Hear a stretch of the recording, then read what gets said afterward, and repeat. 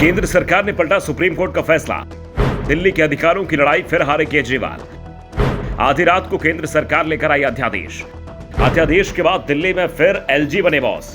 दिल्ली के सीएम अरविंद केजरीवाल 2 दिन से दावा कर रहे थे कि सुप्रीम कोर्ट का फैसला केंद्र सरकार पलट देगी। उन्हें डर लग रहा था कि दिल्ली के अधिकारों की जो लड़ाई वो सुप्रीम कोर्ट में जीते हैं, उसे जीतने के बाद भी वो हार जाएंगे, क्योंकि केंद्र सरकार इसके खिलाफ अध्यादेश ले आएगी। और अरविंद केजरीवाल का जो डर था वो सच साबित हो गया है। आधी रात केंद्र सरकार एक अध्यादेश लेकर आई। एक बार फिर से स्थिति बदल गई। राजधानी के आला अफसरों के ट्रांसफर और पोस्टिंग अब दिल्ली सरकार नहीं कर सकेगी।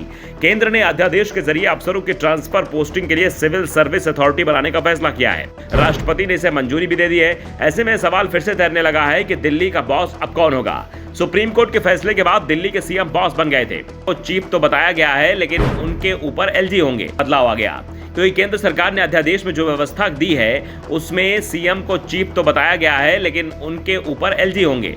इस तरह से देखें तो दिल्ली में उपराज्यपाल की चलेगी। अध्यादेश के मुताबिक दिल्ली में अधिकारियों के ट्रांसफर पोस्टिंग का आखिरी फैसला उपराज्यपाल का ही होगा।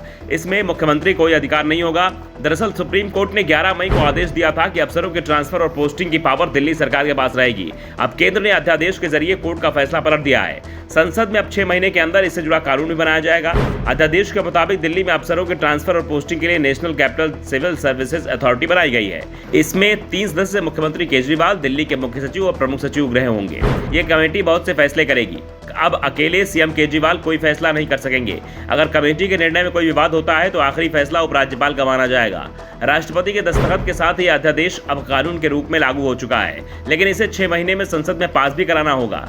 जब संसद या विधानसभा का सत्र नहीं चल रहा हो तो केंद्र और राज्य सरकार तत्कालिक जरूरतों के आधार पर राष्ट्रपति या राज्यपाल की अनुमति से अध्यादेश जारी करती है। इस अध्यादेश को वही शक्तियां मिली होती हैं जो संसद या विधानसभा से पारित किसी कानून को होती हैं, लेकिन इस अध्यादेश की समय सीमा सिर्फ 6 महीने की होती है। 6 महीने में संसद या राज्य विधानसभा या फिर 6 महीने के अंदर जो भी सत्र का सदन शुरू हो उसमें विधेयक को पारित करना अनिवार्य होता है। सदन में विधेयक पास होने के बाद जैसे ही राष्ट्रपति या राज्यपाल उस पर दस्तखत करते हैं, नया कानून अध्यादेश की जगह ले लेता है। अगर तय समय से पहले सदन में से पारित नहीं कराया जाता तो अध्यादेश अपने आप ही समाप्त हो जाता है। हालांकि सरकार दोबारा से अध्यादेश लाकर उसे लागू कर सकती है। एक ही अध्यादेश को बार बार भी जारी किया जा सकता है। साहब केजरीवाल जिस लड़ाई को जीतने की बात कर रहे थे उस लड़ाई में वो हार चुके हैं। दिल्ली सरकार के अधिकारियों को लेकर जो अध्यादेश लाया गया है उसमें कहा गया है कि दिल्ली के एलजी दूसरे राज्यपालों की तरह नहीं है, वे दिल्ली के प्रशासक भी हैं। वैसे कुछ घंटे पहले ही दिल्ली के मुख्यमंत्री अरविंद केजरीवाल ने आरोप लगाया था कि केंद्र सरकार सुप्रीम कोर्ट के फैसले को पलटने के लिए अध्यादेश की योजना बना रही है, इसलिए उनकी सरकार ने ट्रांसफर पोस्टिंग की जो फाइल भेजी उसे मंजूरी नहीं दी जा रही है।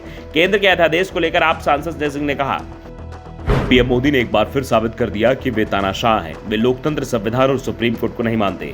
सुप्रीम कोर्ट ने आदेश में कहा है था कि दिल्ली की सारी शक्तियां चुनी हुई सरकार के पास होनी चाहिए, लेकिन मोदी सरकार ने अध्यादेश लाकर इस फैसले को पलट दिया। यह अध्यादेश सुप्रीम कोर्ट के आदेश के खिलाफ है। दूसरी ओर दिल्ली बीजेपी के अध्यक्ष वीरेंद्र सचदेवा ने कहा, जिस तरह अरविंद केजरीवाल सरकार ने दिल्ली के प्रशासन को बदनाम कर मनमानी करने का प्रयास किया, उसके चलते केंद्र सरकार जो अध्यादेश लाई है भाजपा उसका स्वागत करती है। Bureau report, the such India.